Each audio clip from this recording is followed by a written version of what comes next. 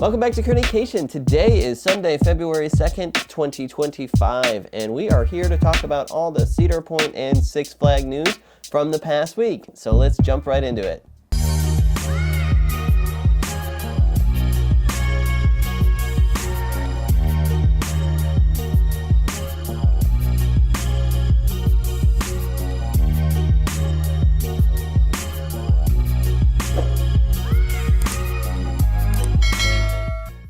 All right, in the first news, we actually have a full POV point of view video released from Cedar Point on their new roller coaster for 2025, Siren's Curse.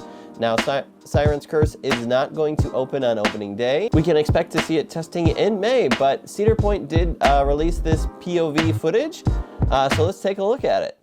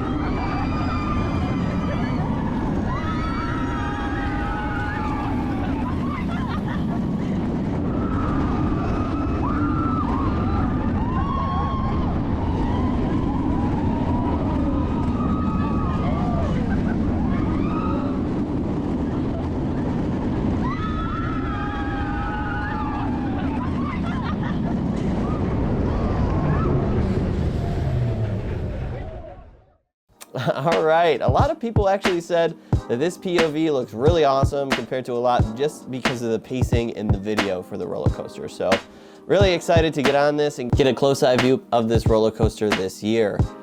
They also shared on their social media page that they did finish installing the first piece of track for Siren's Curse. So this is the first piece of actual roller coaster track put into place this week. And in other news, moving on, Marcus Leshock, again, another shout out. It feels like all my videos this week is his content.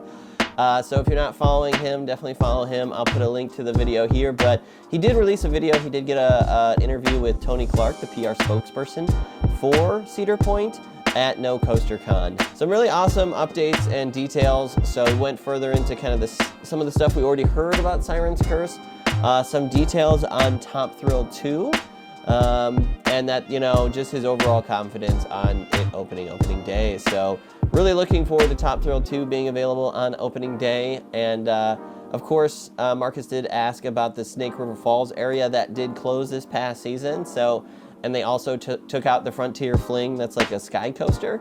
But no official announcement from Tony yet, but he does like log flumes. So again, thanks so much, Marcus, on the great updates from No Coaster Con.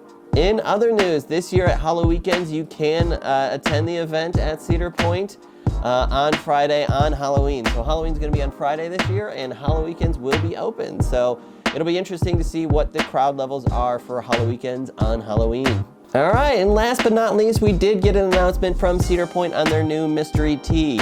So they did announce a mystery tee. Last year it was Top Thrill 2. I'm actually wearing it. This is the t-shirt from last year, but it was for Top Thrill 2 last year, so I'm really thinking that the mystery tee this year is going to be for Siren's Curse. So I think it's light blue. I'll put a picture up of it here, right here, but it's about 35 bucks. It's pretty expensive. I think you get stickers with it, maybe, double check me, but it does take a while to ship. So even if you buy it now in February before the 16th of this month, it doesn't usually ship till April, I think. So it takes a while to get, but it's always a fun surprise. I always like doing it just because we miss Cedar Point so much during the off season. And moving on to other park news in the Six Flags chain. So if you do have the All Park Passport, this section is for you. Moving on to Carowinds this time. Moving on to Carowinds. So we did get an opening day is March 15th. they did not announce a pass holder preview. Usually it's the day before the park and it's reserved for season pass holders only. So I am tentatively holding on to that day that I might need to go down there and check it out. But this year they're releasing 2 rides. I think I've talked about it in some of my other videos, but they're gonna have a Snoopy's Racing Railway in Camp Snoopy. And they're also gonna have a Charlie Brown's River Raft ride. So it's like a water ride. So it's unclear if these are gonna be opening on opening day, March 15th. They haven't announced that yet, but based on some of the construction updates, I'm leaning towards no, but let me know your thoughts below in the comments.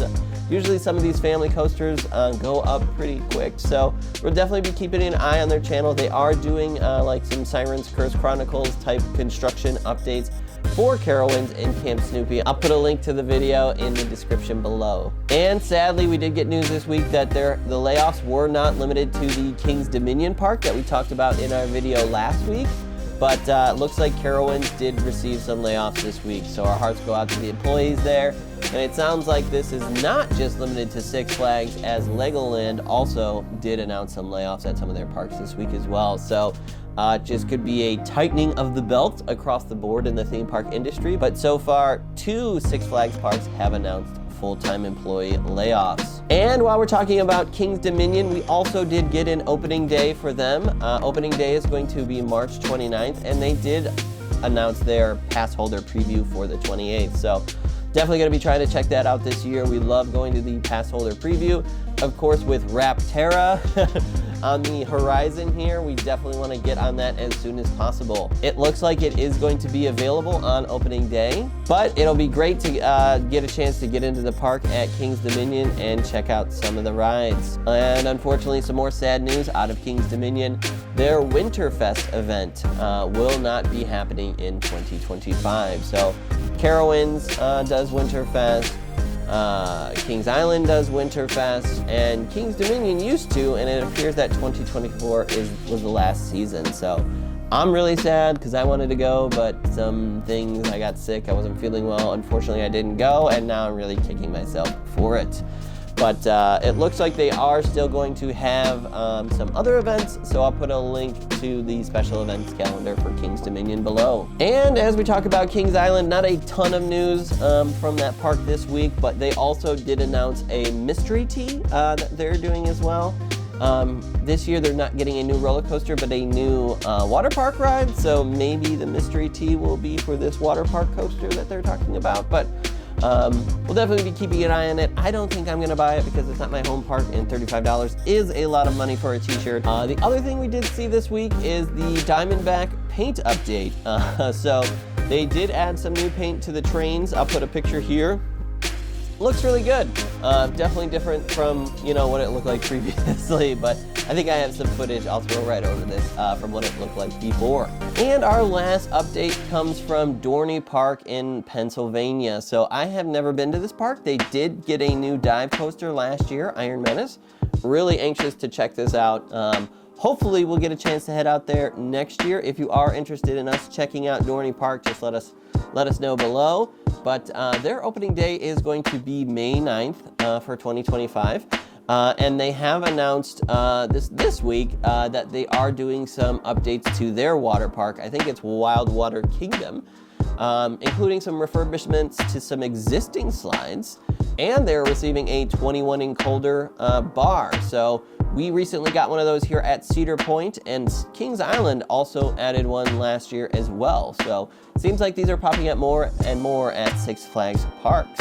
Thanks for watching. I hope you enjoyed this video. If you did, hit that like button. It really helps out the channel, helps this content get out to other people.